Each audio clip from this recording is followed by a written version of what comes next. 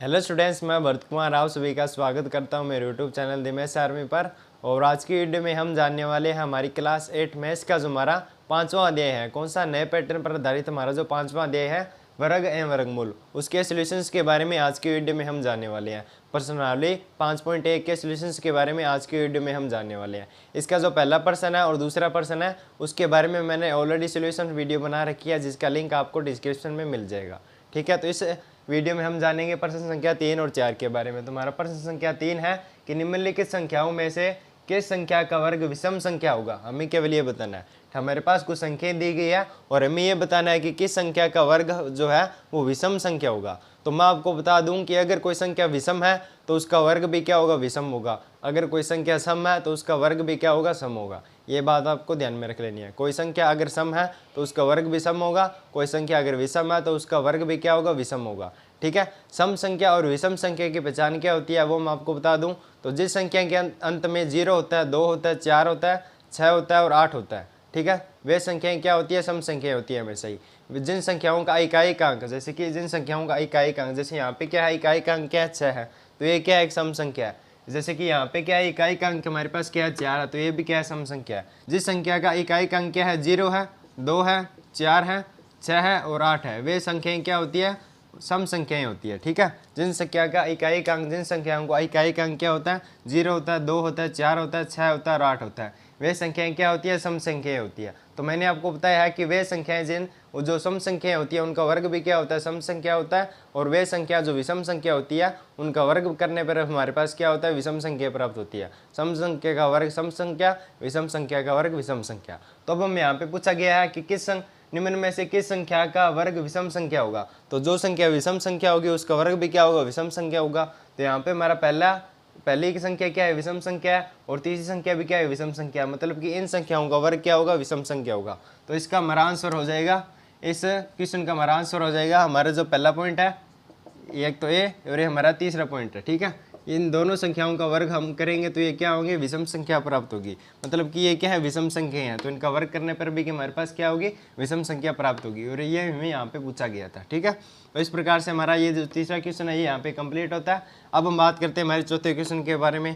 तो इसमें हमें दे रखा है कि निम्न प्रतिरूप का अवलोकन कीजिए। हमारे पास कुछ पैटर्न दिया गया है, प्रतिरूप दिया गया है, इसका हमें यहाँ पे अवलोकन करना है और बताना है कि रिक्त स्थान भरिए। हमारे पास जो यहाँ पे जो रिक्त स्थान दिए गए हैं इन्हें हमें भरना है। ठीक है, तो इस प्रकार के आपके जो प्रतिरूप होते हैं उन्हें हम कैसे हल करते हैं। तो इसे हल करने के लिए हमें पहले तो ये देखना होगा कि हमारे पास यहाँ पे क्या चीज़ रिपीट हो रही है। ठीक है, पहले तो हम उस प्रकार से देखते हैं, जैसे कि यहाँ पे 11 का स्क्वायर किया गया है। ठीक है, तो यहाँ पे पहले भी 1 है और लास्ट में भी 1 है। ठीक है, एक तो बात हमारी ये यहाँ पे है, जैसे कि यहाँ पे 101 का स्क्वायर किया गया है, तो पहले भी पहली संख्या भी हमारी 1 है और लास्ट संख्या भी हमारी क्या है, 1 है। एक तो इनमें ये रिपीट हो रही है, सभी में आप देख पा रहे होंगे। जैसे कि यहाँ पे 1001 का किया गया तो पहले भी 1 है और लास्ट में भी 1 है। जैसे कि यहाँ पे किया गया है 1,01,000 का, तो यहाँ पे पहले भी 1 है और लास्ट में भी 1 है। एक बात हमारी ये यहाँ पे हमें दिख रही है। ठीक है, इसका अवलोकन करने पर।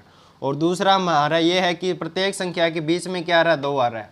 प्रत्येक संख्या के बीच में क्या आ रहा है, 2 आ रहा है। जैसे कि यहाँ पे भी 2 है, यहाँ पे भी 2 है, यहाँ पे भी 2 है, यहाँ पे भी 2 है, यहाँ पे भी ऑब्वियसली 2 ही आएगा। ठीक है, इस प्रकार से। और एक हमें यहाँ पे देखने से ये पता चल रहा है, अगर किसी संख्या के वर्ग में जितने जीरो हैं उतने जीरो 2 के लेफ्ट और राइट में हमें लगानी है। जैसे कि यहाँ पे क्या है, इस संख्या में हमारे पास क्या है, 1 0 है। ठीक है, तो 1 0 हमारे पास 2 के लेफ्ट में और 2 के राइट में यहाँ पे लगा दिया गया है। जैसे कि यहाँ पे क्या है, 1001 में 2 0 है हमारे पास। ठीक है, तो 2 0 को 2 के लेफ्ट में और 2 के राइट में लगा दिया गया। ठीक है, इस प्रकार से मैंने आपको जो इसमें 3 पैटर्न हमारे जो फॉलो हो रहे थे वो मैंने आपको बता दिए। ठीक है, वैसे यहाँ पे अगर 1,01,000 है तो यहाँ पे कितने जीरो हैं, 4 जीरो हैं, तो 4 जीरो को 2 के लेफ्ट और राइट में हमें लगा देना होगा। ठीक है, इस प्रकार से हम इसका वर्क कर पाएंगे। मतलब कि यहाँ पे भी कितने जीरो आएंगे, 4 जीरो आएंगे। ठीक है, 1 2 3 और 4। ठीक है, और इसी प्रकार से 2 के लेफ्ट में हमने लिख दिए 4 जीरो, इसी प्रकार से 2 के राइट में भी हमें हमारे पास कितने आ जाएंगे, 4 जीरो आ जाएंगे। ठीक है, ये मैंने कैसे लिखा, तो पहले आपको दे रखा था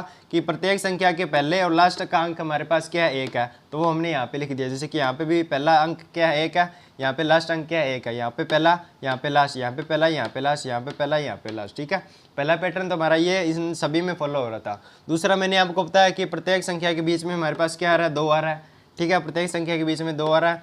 और तीसरा हमारा ये है कि जिस संख्या के जिस संख्या में जितने जीरो हैं उतने जीरो 2 के लेफ्ट और राइट में हमें लगा देने हैं। ठीक है, इस संख्या में 1 जीरो है तो 2 के लेफ्ट में और 2 के राइट में हमने 1 जीरो लगा दिया। इस संख्या में कितने जीरो हैं, 2 जीरो हैं, तो 2 के लेफ्ट में और 2 के राइट में हमने 2 जीरो लगा दिए। ठीक है, इस संख्या में हमारे पास कितने जीरो हैं, 4 जीरो हैं, तो 2 के हमारे पास लेफ्ट में 4 जीरो, 2 के राइट में हमने 4 जीरो लगा दिए, इस प्रकार से। ठीक है, और इसी प्रकार से हमारे पास क्या है, तो इसमें पहला पैटर्न तुम्हारा है कि पहली और लास्ट संख्या तुम्हारी 1 होगी होगी। ठीक है, ये संख्या तुम्हारी 1 होगी होगी, पहली और लास्ट संख्या तुम्हारी 1 होनी चाहिए। ठीक है, तो पहले तो हमने ये लिख दिया। दूसरा हमारा क्या है, प्रत्येक संख्या के बीच में क्या आ रहा है, 2 आ रहा है। ठीक है, इसी प्रकार से अब इसमें जीरो देखने हैं, 1 2 3 4 5 6। इस संख्या में हमारे पास क्या है, 6 जीरो है, मतलब कि 2 के लेफ्ट में और 2 के राइट में हमारे पास कितने जीरो आएंगे, 6 जीरो आएंगे। तो हम यहाँ पे लगा देते हैं 1 2 3 4 5 6। उसी प्रकार से 2 के राइट में हम लगा देंगे 1 2 3 4 5 6। इस प्रकार से आपको इस तरह के जो पैटर्न वाले प्रतिरूप वाले सवाल होते हैं उनमें इस प्रकार से आपको देखना है कि उनमें क्या चीज़ रिपीट हो रही है। ठीक है, इस प्रकार से आप इनको आसानी से हल कर पाएंगे। तो दोस्तों आज की वीडियो में बस इतना ही। आज की वीडियो में हमने प्रश्न संख्या 3 और 4 को अच्छे से जान लिया है। आई होप कि आप सभी को ये सब अच्छे समझ में आ गया होगा। इसके आगे की वीडियोज़ में हम बाकी के क्वेश्चंस को करने वाले हैं, तो आप चैनल के साथ ज़रूर से जुड़े रहिए। और अगर आप हमारे चैनल पर नए हैं तो चैनल को भी सब्सक्राइब कर लीजिए, क्योंकि हम आपके लिए आगे भी ऐसी सॉल्यूशंस वीडियो और इंट्रोडक्शन वीडियो भी लाते रहते हैं। ठीक है, तो मिलते हैं नेक्स्ट वीडियो में, तब तक के लिए बाय बाय।